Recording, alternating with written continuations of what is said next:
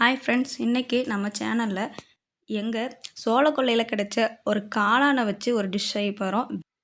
வில்லேஜை பொறுத்த வரைக்கும் மழைக்காலம் வந்துச்சுனாவே அங்கங்கே காளான் கிடைக்கும். அந்த மாதிரி இன்றைக்கி எங்களுக்கு ஒரு காளான் கிடச்சிது. அந்த காளானை வச்சு தான் இன்றைக்கி செய்ய போகிறோம். அதுக்கு வடசட்டியில் ஃபஸ்ட்டு எண்ணெய் ஊற்றி கடுகு போட்டு தாளிச்சிட்டு வரமிளகாயை ஃபஸ்ட்டு எண்ணெயில் போட்டுடணும். அதுக்கப்புறம் கருவேப்பிலை போட்டுட்டு ஒரு டைம் வதக்கி விட்டுட்டு சின்னதாக கட் பண்ணி வச்ச சின்ன வெங்காயத்தை போட்டு நல்லா வணக்கணும். காளான் கிரேவிக்கு சின்ன வெங்காயம் நிறைய போட்டால் நல்லாயிருக்கும். எங்களுக்கு கிடைச்சது ஒரே ஒரு காளான் தான். ஸோ அந்த காளானுக்கு ஏற்ற மாதிரி போட்டுக்கலான்னு சொல்லிட்டு தான் நாங்கள் ஒரு 10 சின்ன வெங்காயத்தை வெட்டி போட்டு வணக்கிட்டு இருக்கேன். இது நல்லா வணங்கினதுக்கு அப்புறம் நான் காளானை ஆல்ரெடி சின்ன சின்ன பீஸாக கட் பண்ணி வச்சுருக்கேன். இப்போ அந்த காளானை சேர்த்திக்கலாம்.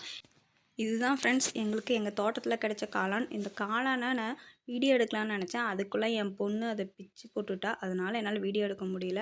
அதனால தான் அந்த ஃபோட்டோவை உங்களுக்கு ஆட் பண்ணி காட்டியிருக்கேன். இந்த காளான் கடையில் வாங்குகிற காளான் மாதிரி இருக்காது. இது சாரல் மழை பெஞ்சிட்ருக்கிறப்ப பூமியிலேருந்து மண்ணுக்கு மேலே வரும். அழகாக கொடை மாதிரி இருக்கும் இந்த காளான். இது நிறைய பேர் பார்த்துருப்பீங்க, ஒரு சிலருக்கு தெரியாது. இந்த காளான் நல்லா வணக்கணும். அது வணங்கிறதுக்கு கொஞ்சோண்டு உப்பு சேர்த்தி நல்லா வணக்கி விட்டுடலாம். காளான் இப்போயே பார்க்கையிலே ஓரளவுக்கு நல்லா வணங்குறது உங்களுக்கு நல்லாவே தெரியும். இந்த காளான் நல்லா வணங்கினதுக்கப்புறம் இதை அப்படியே சாப்பாட்டோடு போட்டு பிணைஞ்சி சாப்பிட்டா அவ்வளோ அருமையாக இருக்கும். அதுலேயும் இந்த ஆயில் ஒட்டியிருக்குல்ல, இந்த ஆயிலில் சாப்பிட்டிங்கன்னா அவ்வளோ டேஸ்ட்டாக இருக்கும். காளானே இல்லாட்டி கூட. இது மட்டும் இல்லாமல் கொஞ்சோண்டு இதில் சிக்கன் மசாலா சேர்த்திக்கிட்டிங்கன்னா இன்னும் கொஞ்சம் டேஸ்ட்டு தூக்கலாக இருக்கும். உங்களுக்கு எப்படி பிடிச்சிருக்கோ அந்த மாதிரி செய்யுங்க. இப்போது இந்த காளான் கிரேவி ரெடி ஆயிடுச்சு. இனி சாப்பிட வேண்டியது மட்டும்தான் பாக்கி. வாங்க சாப்பிட்டு பார்க்கலாம். இந்த தட்டில் சாப்பாடையும் காளான் கிரேவியும் பார்க்குறதுக்கே அழகாக இருக்குல்ல. பாருங்கள் காளான் எவ்வளோ அழகாக வெந்துருச்சுன்ட்டு.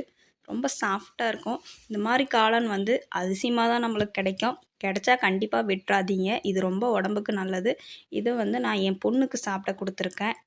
பொதுவாக இந்த மாதிரி காளான்லாம் இந்த காலத்து குழந்தைங்களுக்கு கண்டிப்பாக தெரியறதுக்கு வாய்ப்பே இல்லை. அப்படி காளான் நம்ம சொன்னோம் அப்படின்னா கடையில் வாங்குகிற மொட்டு காளான் தான் எல்லாருக்கும் தெரியும். இந்த வீடியோ உங்கள் எல்லாருக்கும் ரொம்ப பிடிச்சிருக்கும்னு நினைக்கிறேன். Thank you friends. அடுத்த வீடியோவில் பார்க்கலாம்.